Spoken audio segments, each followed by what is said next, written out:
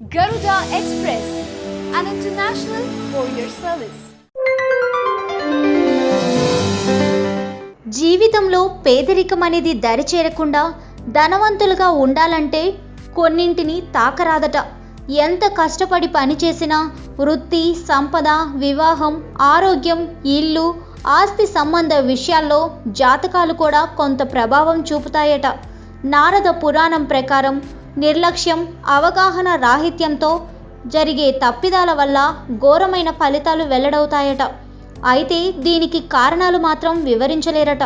నారద పురాణం వివరణ ప్రకారం 8 తప్పులతో ఎంత కష్టపడ్డా దురదృష్టం వెంటాడుతూనే ఉంటుంది. శ్మశానంలో మరణించిన వారి ఎముకలను తాకితే అరిష్టం వెంటాడుతుందట. అంతేకాకుండా అననుకూల శక్తులు వెంటపడి అపారమైన నష్టం కలుగుతుందట. నేల మీద ఆహారాన్ని కాలితో తాకినా, తినే కంచంలో అడుగు పెట్టినా దరిద్రం వెంటాడుతుందట. ఏదైనా ముఖ్యమైన ప్రత్యేకమైన పండుగ సందర్భంలో కుక్కను ముట్టుకుంటే అపశకునమట. దీనివల్ల జీవితంలో పేదరికాన్ని అనుభవిస్తారని నారద పురాణంలో పేర్కొనబడింది.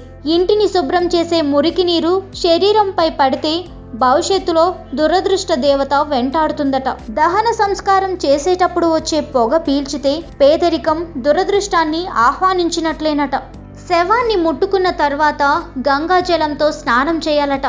లేకపోతే అంతులేని పేదరికం వెంటాడుతుందట.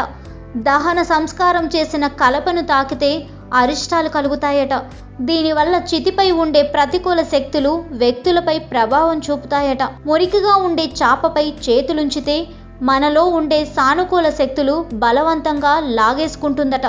ఈ వీడియో మీకు నచ్చినట్లయితే షేర్ చేయండి.